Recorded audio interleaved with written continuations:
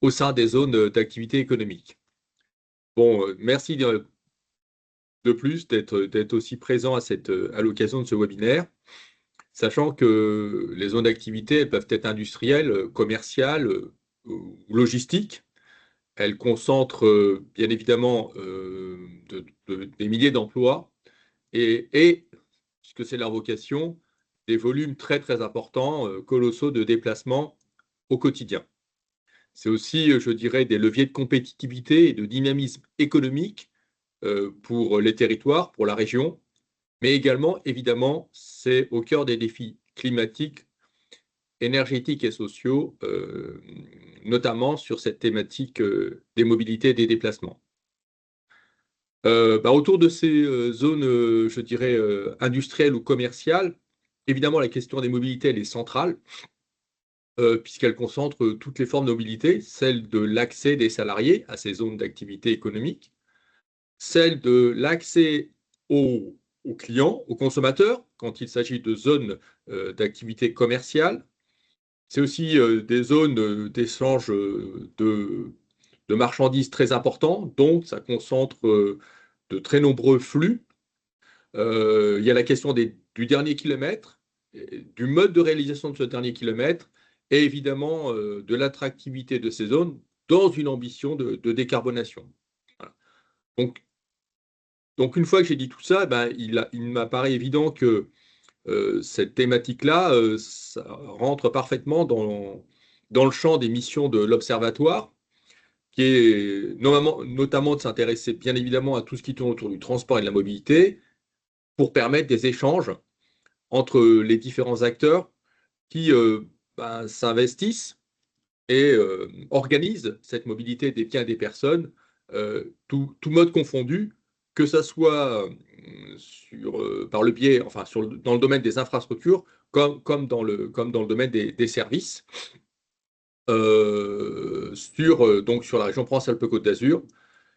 L'ORT, vous le constatez, alterne des modes d'animation et de partage variés, qui mixent à la fois le présentiel, comme ça a été le cas lors de notre dernier forum régional sur les mobilités en zone peu dense, à Sainte-Tulle dans les Alpes de Haute-Provence, comme c'est le cas aujourd'hui en distanciel, ce qui a le mérite de peut-être, dans le cas de distanciel, de permettre effectivement d'associer plus d'acteurs de la région, notamment ceux qui sont le plus éloignés, et dans un modèle ou un mode euh, potentiellement plus décarboné que les réunions en présentiel. Donc, ce webinaire, il va s'attacher à mettre en valeur, au travers d'un certain nombre d'exemples, euh, voilà, pour le coup, qui couvrent, je dirais, géographiquement quasiment l'étendue de notre région, et donc de partager, de présenter des solutions concrètes, des retours d'expérience sur, je dirais, cette mobilité, cette logistique au sein des zones d'activité industrielle et économique. Et donc, ce webinaire sera l'occasion, je l'espère, de démontrer que la transition des mobilités, c'est aussi et surtout peut-être une succession d'initiatives locales concrètes et adaptées à des réalités qui peuvent être très différentes d'une zone à l'autre, d'un territoire à l'autre. Voilà. Donc les clés de la réussite des ambitions auxquelles concourt l'Observatoire régional des transports, c'est effectivement la collaboration, la coopération entre les acteurs, mutualiser les moyens, massifier les flux lorsque c'est possible, et surtout, en matière de logistique et de mobilité, innover. Voilà. Donc, je vous souhaite de trouver les informations dont vous aviez besoin. Et je ne doute pas au regard de la qualité et de la variété des interventions qui vont vous être proposées ce matin.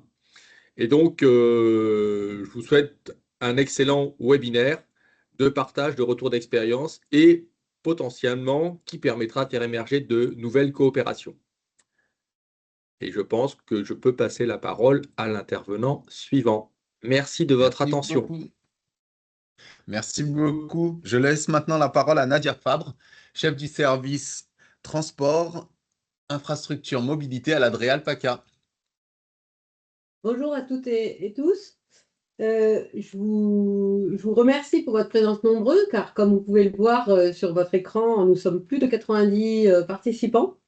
Donc c'est un vrai succès de ce webinaire d'ores et déjà, en tout cas pour l'attractivité du thème. Et j'espère, comme le disait M. Toiti, que vous trouverez les réponses à vos questions ou l'inspiration pour des actions. Euh, En tant que représentante de l'État et notamment de la DREAL-PACA Provence-Alpes-Côte d'Azur, je souhaite vous dire que l'État s'investit dans les zones d'activité par la planification, l'ingénierie, le financement, la coordination pour rendre nos zones d'activité accessibles, compétitives, mais aussi durables. L'Adréal, aux côtés de ses services et ses opérateurs, met en place des actions très concrètes pour structurer les mobilités du quotidien et accompagner les filières industrielles. On y reviendra notamment avec l'exemple de la ZIP de Fos. Euh, nous nous appuyons notamment en coordination et en copilotage avec la région sur les ateliers régionaux de la logistique qui nous permettent d'échanger, partager, identifier justement les problèmes et les actions à mener pour trouver des solutions. L'État aussi intervient à travers le contrat de plan État-région et toujours en lien avec la région, les cofinanceurs également SNCF, Grand Port Maritime pour ce qui est du département des Bouches-du-Rhône, mais aussi les métropoles et les départements sur un programme important pour moderniser les infrastructures de transport et les services dans la région pour, comme vous le savez, un montant de plus d'1,8 milliard d'euros pour le CPER et notamment une part significative de ce montant du CPER, contrat de plan État-région, vise à la fois la logistique, le désenclavement des populations et est dédié à la zone industrielle et portuaire de Fos, dont les actions vont vous être présentées dans l'intervention de Laurent Dumont, qui est dans mon service à l'Adréal, notamment sur l'ouest étang de Verre, à la fois sur le routier, le ferroviaire, le fluvial et le maritime et portuaire.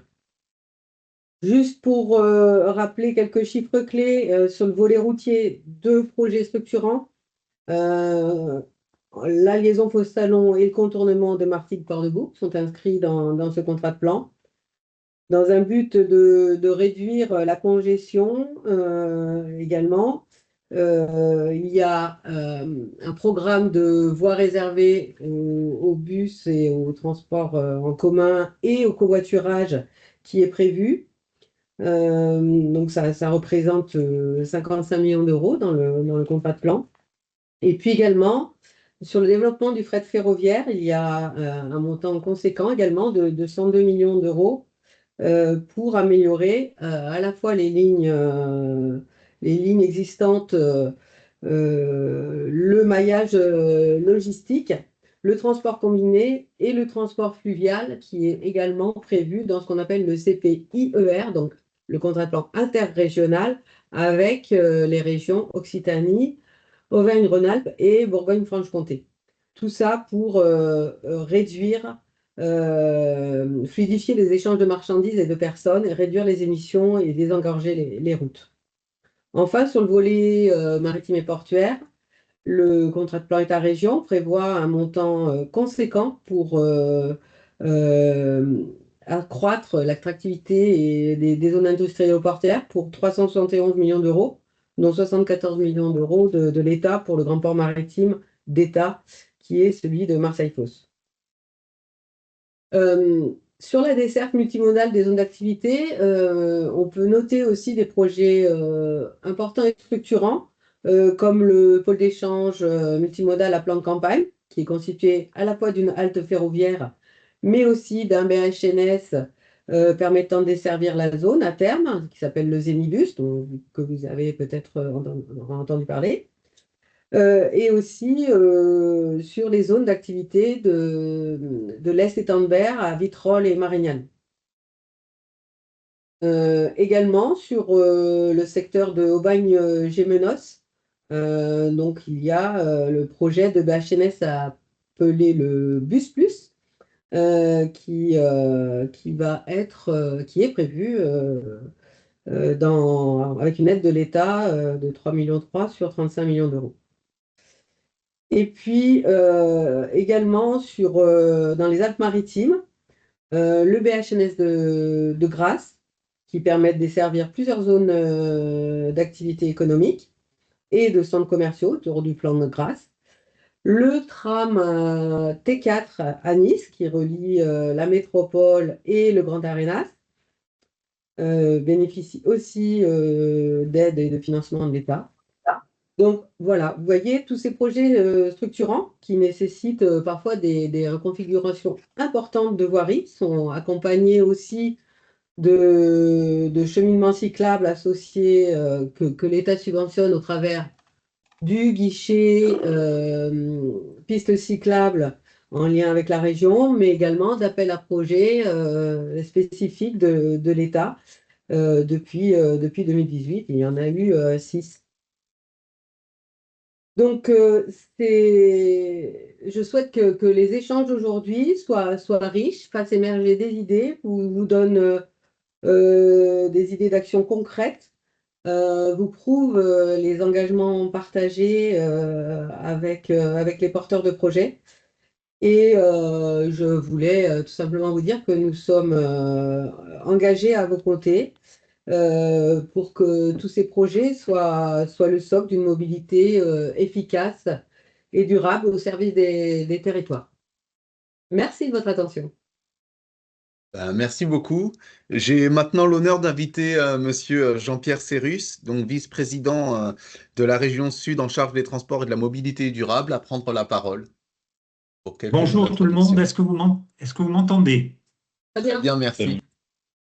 Parfait, bonjour tout le monde. Bon, évidemment, bonjour Président, cher Karim, bonjour à toutes et tous. Je me félicite que nous soyons 96, si mon compteur est exact, autour de ce sujet tout à fait important.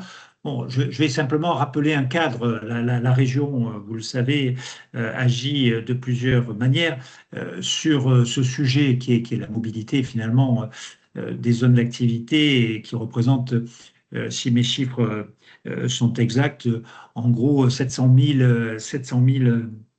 emplois sur les 2 millions d'emplois salariés de la région. Donc, on est sur quelque chose d'extrêmement significatif à cet emploi dans les zones d'activité. Et évidemment, la région agit au travers de ces différentes compétences en matière à la fois de chef de file de la mobilité, mais également en matière de documents prospectifs au travers du SRADET. Le SRADET pointe très précisément ce sujet en demandant évidemment au territoire de faciliter les types de report de la voiture individuelle vers les modes plus collectifs, plus partagés et plus durables. Bon, on sait tous très bien que la part de la voiture et de l'autosolisme sur les déplacements domicile-travail sont très importants et évidemment ils sont très importants dans les zones d'activité. Je voudrais en encadrement de ce sujet sur ce webinaire rappeler qu'évidemment avec l'État, nous avons travaillé sur la planification écologique dans le cadre donc de la COP régionale et dans le cadre de tout un ensemble de démarches. Et nous avons une action structurante au travers d'une feuille de route qui est directement liée à ce sujet. Je vais simplement en rappeler les grands principes. Nous avons 13 actions structurantes dans la feuille de route sur les mobilités et celle qui est dédiée au déplacement des salariés est intitulée « Engager les employeurs ». Vous avez compris le sens de mon propos. Engager les employeurs en faveur d'un paquet minimal d'actions en faveur de la mobilité des salariés. Évidemment, les interventions précédentes étaient essentielles. Nous faisons beaucoup de choses les uns et les autres pour améliorer les infrastructures, pour contribuer au stock d'offres, mais il faut qu'on ait, je dirais, dans les moteurs, dans les éléments moteurs, des politiques au niveau des entreprises et au niveau des regroupements d'entreprises dans les zones d'activité, une dynamique des employeurs. Ce qui est d'ailleurs le cas dans beaucoup de zones d'activité. On en dénombre 1500 à l'échelle de la région, donc c'est considérable. Et donc vraiment, il y a ce travail auquel la région, évidemment, est très attachée et évidemment tout à fait disposée à accompagner les initiatives. Je rappelle les principes édictés dans cette feuille de route consacrée donc à l'engagement des employeurs en faveur d'un paquet minimal d'actions. 1. Réduire les déplacements motorisés domicile-travail. Voilà, il y a aussi de la sobriété à encourager. Encourager et promouvoir la prise en charge des abonnements au transport en commun à travers, si possible, la majoration de ces abonnements. De son côté, la région, ça ne peut pas vous être étranger, a décidé de baisser le tarif des abonnements. On privilégie celles et ceux qui utilisent leur abonnement et c'est parfaitement adapté au déplacement domicile-travail. Nous avons eu récemment une baisse de 20% de nos abonnements. Inciter à la pratique du covoiturage. Le covoiturage ne peut se développer que si tous les acteurs sont mobilisés pour en développer l'usage et évidemment en s'adressant aux employeurs et aux associations, aux regroupements d'employeurs dans les zones, évidemment, il y a cette pratique du covoiturage qui nécessite des incitations et une animation. Inciter à la pratique du vélo. On voit les curseurs bouger dans les zones d'activité, en particulier en milieu dense. On voit bien tout l'intérêt, évidemment, à condition que les infrastructures le permettent, mais on voit tout l'intérêt du vélo, en tout cas du côté des entreprises, privilégier notamment, c'est inscrit dans la feuille de route, la création de stationnements sécurisés sur le site. Promouvoir les transports terrestres, en particulier le train, pour les déplacements professionnels, dès lors qu'une alternative au transport aérien de moins de 4h30 existe depuis et vers les aéroports de la région.